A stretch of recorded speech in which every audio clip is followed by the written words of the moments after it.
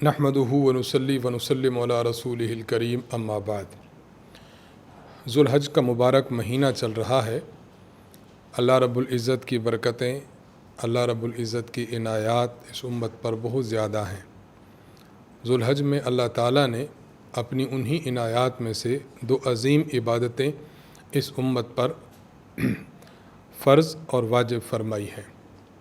صاحب استطاعت لوگوں پر حج فرض فرمایا اور قربانی کی استطاعت رکھنے والوں پر قربانی کو واجب فرمایا۔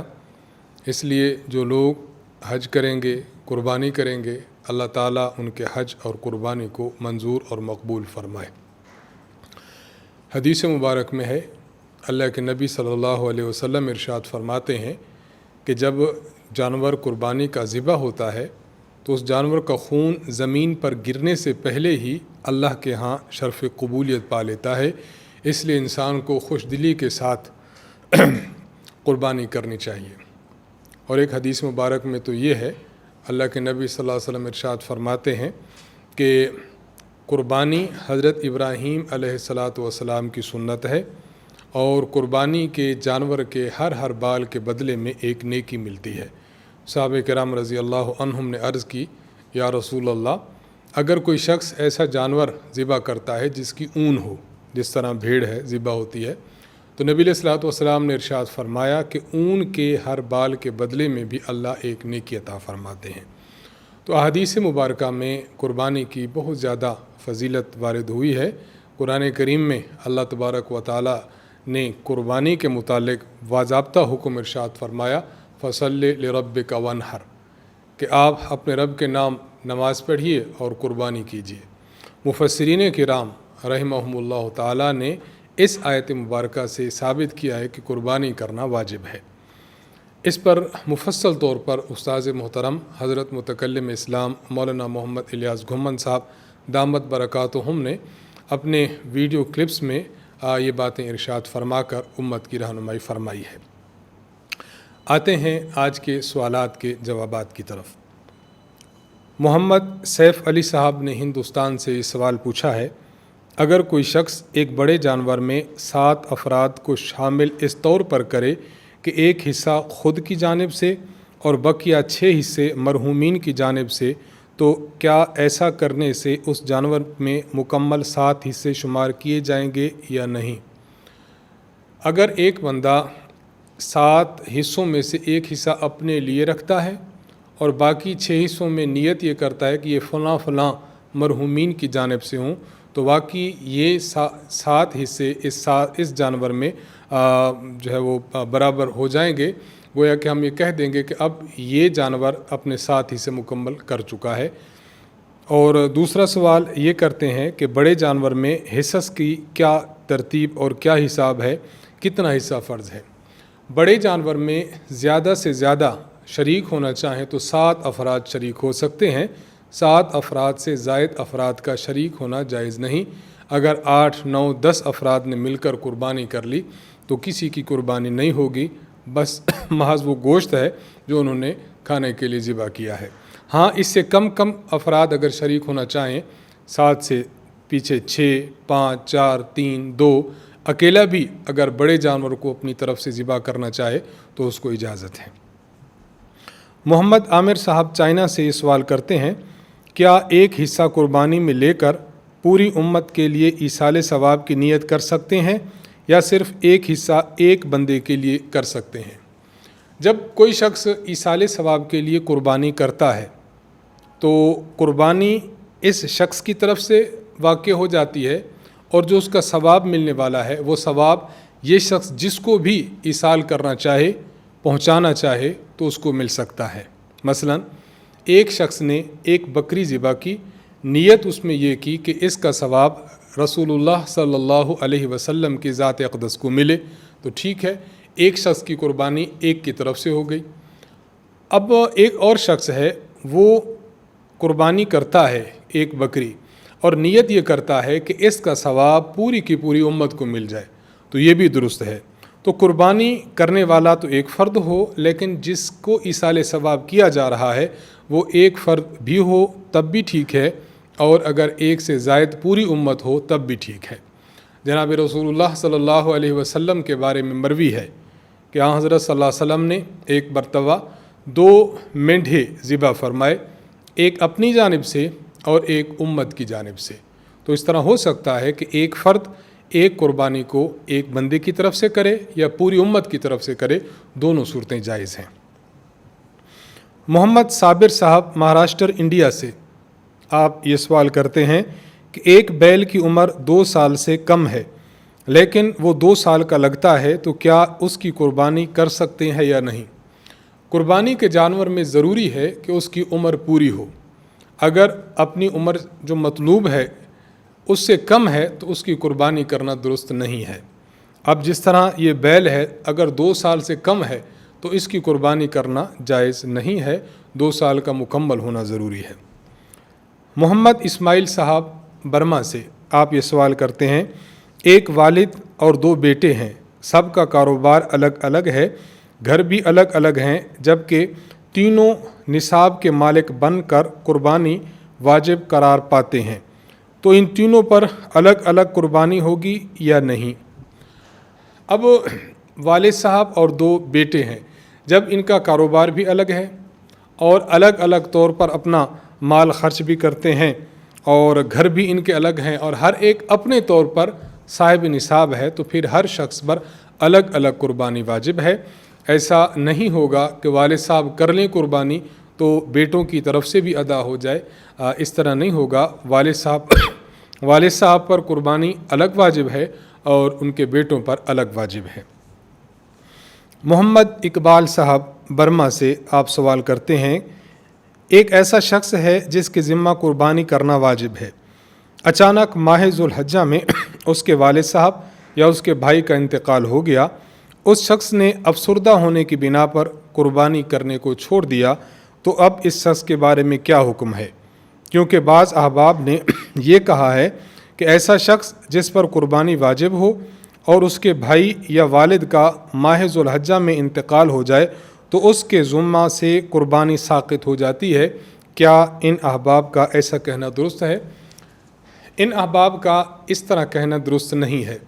एक शख्स पर कुर्बानी वाजिब थी, किसी वजह से ना कर सका, तो कुर्बानी इसके ज़िम्मा से साक़ित नहीं होगी।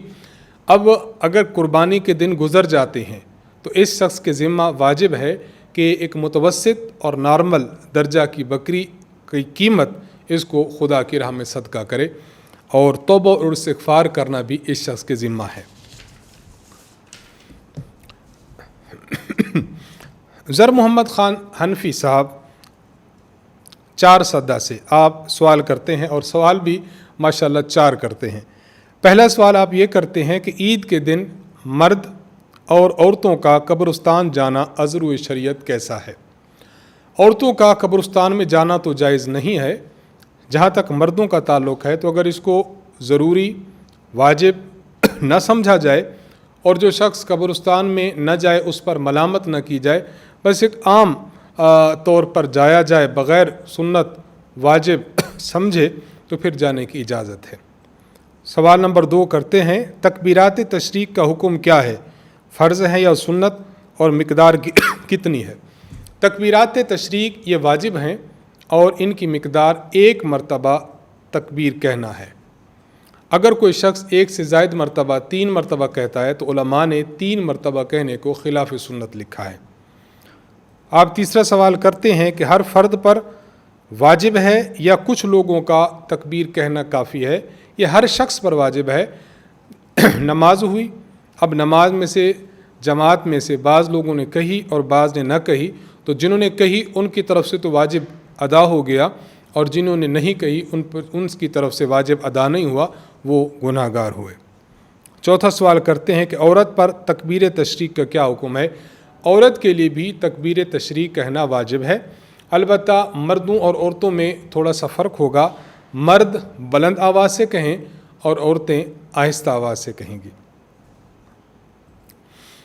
असजद इकबाल साहब बिहार इंडिया से आप सवाल करते हैं, कुर्बानी फ़र्ज़ है या सुन्नत या वाजिब? नहीं देने से गुनाह भी होता है? कुर्बानी वाजिब है। इस पर मुफस्सल दलाइल हज़रत उस्ताद متکلم اسلام مولانا محمد الیاس گھمن صاحب دامت برکاتہم عالیہ نے اپنے ویڈیو کلپ میں بھی ارشاد فرما دیے اور ایک مفصل ایک نوٹس فائل مرتب فرمائی ہے مسائل قربانی کے نام سے، ہماری ویب سائٹ پر بھی موجود ہوگی۔ تو اس میں مفصل دلائل کے ساتھ اس بات کو ثابت کیا ہے کہ قربانی واجب ہے، اور واجب کا حکم یہ ہے کہ اگر کوئی شخص واجب کو چھوڑ دیتا ہے تو پھر وہ شخص گناہ گار ہوتا ہے۔ اس لیے قربانی کے وجوب کا لحاظ کرتے ہوئے اگر ایک انسان پر قربانی واجب ہے، عاقل ہے، بالغ ہے، مسلم ہے اور صاحب نصاب ہے، تو پھر اس شخص کو قربانی کرنی چاہیے۔ محمد خالد صاحب کراچی سے آپ سوال کرتے ہیں، ایک شخص بینک میں ملازم ہے، قربانی کے لیے اسے بڑے جانور میں شریک کر سکتے ہیں یا نہیں؟ رہنمائی فرما دیں، جزاک اللہ خیرہ۔ بینک کے ملازم کا حکم یہ ہے کہ اگر اس کی آمدن کا ذریعہ بینک کی نوکری کے علاوہ کوئی اور بھی ہے اور اس ذریعہ سے جو تنخواہ، کوئی مال، کوئی وہاں سے جو مالیت آتی ہے وہ بینک کی تنخواہ سے زیادہ ہے، تو پھر ایسے شخص کو قربانی میں شامل کیا جا سکتا ہے۔ اور اگر صرف بینک ہی کی نوکری ہے، اس کے علاوہ کوئی اور ذریعہ آمدن نہیں، تو ایسے شخص کو قربانی میں شامل نہیں کیا جا سکتا۔ ہاں، اگر یہ شخص ایسا ہے صرف اور صرف اس کے پاس بینک کی تنخواہ کا پیسہ ہے، تو اگر یہ شخص کسی اور آدمی سے حلال پیسے قرض لے لے، وہی قرض والے پیسے قربانی کے پیسوں میں دے دے، تو پھر اس کو شریک کرنا جائز ہوگا۔ محمد عدنان صاحب ہندوستان سے آپ سوال کرتے ہیں کہ قربانی کے جانور کے کان میں اگر چھوٹا سا سوراخ ہو تو کیا ایسے جانور کی قربانی جائز ہے؟ جی ہاں، ایسے جانور کی قربانی جائز ہے، اور اس کے متعلق ایک قاعدہ سمجھ لیں۔ اگر جانور کے کان کے 3 حصے کر دیے جائیں، مثلا جانور کے حصے کا آج کان جو تھا جانور کا وہ تھا 9 انچ، اگر جانور کے کان کے 3 حصے کر دیے جائیں تو تیسرا حصہ کٹا ہوا ہو یا تیسرا حصہ کٹا ہوا ہو یا اس سے کم کٹا ہوا ہو تو پھر اس کی قربانی جائز ہوتی ہے، اور اگر تیسرا حصہ سے زائد کٹا ہوا ہو تو پھر اس کی قربانی جائز نہیں ہوتی۔ یہ جو آپ نے سوال کیا ہے، اگر معمولی سا چھوٹا سا سوراخ ہے تو پھر اس سے قربانی ہو سکتی ہے، قربانی کے جواز میں شبہ نہیں۔ نذیر حسین صاحب آپ لاہور سے سوال کرتے ہیں، لکھتے ہیں کہ ہم 3 بھائی ہیں اور ہمارا کاروبار مشترک ہے، ہم نے اپنا کاروبار ابھی تک الگ الگ نہیں کیا، آمدن ایک جگہ اکٹھی جمع ہوتی ہے، ایک ہی جگہ خرچ کرتے ہیں، اب ہم پر قربانی واجب ہوگی یا نہیں؟ کاروبار کی کل مالیت تقریباً 40 لاکھ روپے ہے۔ فتاوی محمودیہ میں مفتی محمود حسن گنگوہی رحمہ اللہ نے فرمایا ہے کہ اگر کوئی ایسا شخص ہے کہ چند اشخاص مل کر مشترک کاروبار کرتے ہیں، اور کاروبار ایسا ہے کہ نفع نقصان میں سب شریک ہیں، خرچ اور جمع ایک ہی مقام پر کرتے ہیں، الگ الگ طور پر کاروبار کو تقسیم نہیں کیا ہوا، تو فرماتے ہیں کہ اس کاروبار کی کل مالیت کو دیکھا جائے، جتنے شرکاء ہیں اس مالیت کو ان شرکاء پر تقسیم کر دیں، اگر ہر شخص صاحب نصاب قرار پاتا ہے تو پھر ہر شخص پر نصاب قربانی واجب ہے، اور اگر ہر شخص صاحب نصاب قرار نہیں پاتا تو قربانی واجب نہیں ہے۔ آپ کے پاس چونکہ 40 لاکھ روپیہ ہے اور آپ 3 بھائی ہیں، تقریباً 13 لاکھ کے قریب ہر شخص مالیت کا مالک بنتا ہے، اس لیے آپ میں سے ہر بھائی پر قربانی واجب ہوگی۔ تجمل حسین صاحب سرگودا سے سوال کرتے ہیں، آپ کہتے ہیں اگر خاوند کے پاس مکمل نصاب کی رقم موجود ہو اور بیوی کے پاس بھی زیورات اور نقدی ملا کر نصاب کی رقم بن جاتی ہو تو کیا خاوند کی طرف سے کی گئی قربانی کافی ہے یا بیوی کو اپنی الگ الگ سے قربانی کرنا ضروری ہے؟ یہ بات واضح ہے کہ جس شخص کی ملکیت میں نصاب کے برابر مال ہو تو اس شخص پر علیحدہ انفرادی طور پر قربانی واجب ہے، کسی ایک کی وجہ سے دوسرے سے قربانی ساقط نہیں ہوگی۔ اب یہاں جو آپ نے سوال کیا بیوی کے پاس جب قربانی کے نصاب کی مالیت موجود ہے، آپ کے پاس الگ سے موجود ہے، تو آپ پر قربانی الگ سے واجب ہوگی اور آپ کی بیوی پر قربانی الگ سے واجب ہوگی۔ آپ کی وجہ سے آپ کی بیوی سے قربانی ساقط نہیں ہوگی۔ محمد عادل منیر رحیم یار خان سے سوال کرتے ہیں، کیا خصی جانور کی قربانی کرنا جائز ہے؟ جی ہاں، خصی جانور کی قربانی جائز بلکہ افضل بھی ہے۔ امام اعظم امام ابو حنیفہ رحمہ اللہ سے منقول ہے، آپ فرماتے ہیں کہ خصی جانور کی قربانی جائز ہے کیونکہ اس کا گوشت لذیذ ہوا کرتا ہے۔ عامر سلیم صاحب اکاڑا سے سوال کرتے ہیں، ہم نے پچھلے سال بھینس کی قربانی کی تھی، گائے قابو میں نہیں آ رہی تھی، بڑی مشکل سے اسے گرایا تو اس کی اگلی ٹانگ ٹوٹ گئی، اس کی قربانی تو ہم نے کر دی، کیا وہ قربانی ہو گئی یا اس کی قضا ضروری ہے؟ فقہا نے ذبح کے وقت ہونے والی کارروائی کے متعلق ایک مسئلہ لکھا ہے۔ اگر کسی جانور کو گراتے وقت، کسی جانور کو باندھتے وقت اور ذبح کے وقت اضطراری ذبح ہو گیا کہ جانور قابو میں نہیں آ رہا تھا، آپ نے گرانے کی کوشش کی تو اس کی ٹانگ ٹوٹ جائے، اس کا سینگ ٹوٹ جائے، آنکھ نکل جائے، لنگڑا ہو جائے، اگر جانور میں یہ عیب اس کو ذبح کرتے وقت پائے جائیں، پیدا ہو جائیں، تو پھر اس جانور کی قربانی جائز ہے، یہ عیوب اس وقت معاف ہوتے ہیں۔ حنزلہ حیدرآباد سے سوال کرتے ہیں کہ بڑے جانور میں عقیقے کا حصہ رکھنا کیسا ہے؟ بڑے جانور میں عقیقے کا حصہ رکھنا جائز ہے۔ استاذ محترم حضرت متکلم اسلام حافظہ اللہ تعالیٰ کا اس پر مفصل کلپ موجود ہے، جس میں آپ نے 3 قوی دلائل سے ثابت کیا ہے کہ قربانی کے بڑے جانور میں عقیقے کا ایک حصہ رکھ دیا جائے تو یہ جائز ہے۔ یوٹیوب پر ہمارے چینل احناف میڈیا پر آپ کو یہ کلپ مل جائے گا۔ محمد زاہد صاحب فیصل آباد سے سوال کرتے ہیں کہ جانور کی اوجڑی کھانے کا کیا حکم ہے؟ بعض لوگ اسے مکروہ تحریمی بتاتے ہیں، صحیح موقف کی وضاحت کر دیں۔ اوجڑی کا کھانا بلا شبہ جائز ہے، اوجڑی حلال ہے، اس کو صاف ستھرا کر کے پکا لیا جائے تو کھایا جا سکتا ہے، یہ مکروہ تحریمی نہیں ہے۔ بعض لوگ جو اس طرح کی باتیں کرتے ہیں ان کا موقف درست نہیں ہے۔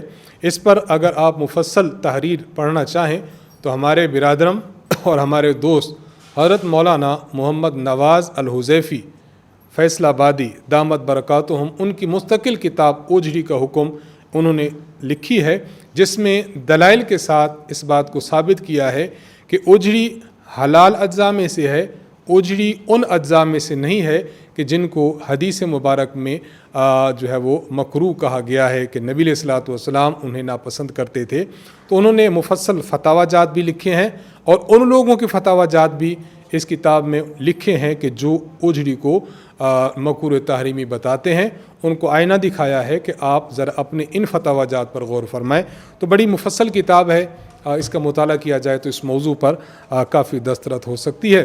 اللہ تعالیٰ سے دعا ہے کہ اللہ تبارک و تعالیٰ جو لوگ قربانی کر رہے ہیں انہیں اخلاص نصیب فرمائے، ان کی قربانی کو قبول اور منظور فرمائے اور آخرت میں انہیں عظیم الشان اجر سے نواز دے۔ دعاؤں کے ساتھ آپ سے اجازت چاہتے ہیں۔ وآخر دعوانا ان الحمد للہ رب العالمین۔ السلام علیکم ورحمۃ اللہ وبرکاتہ۔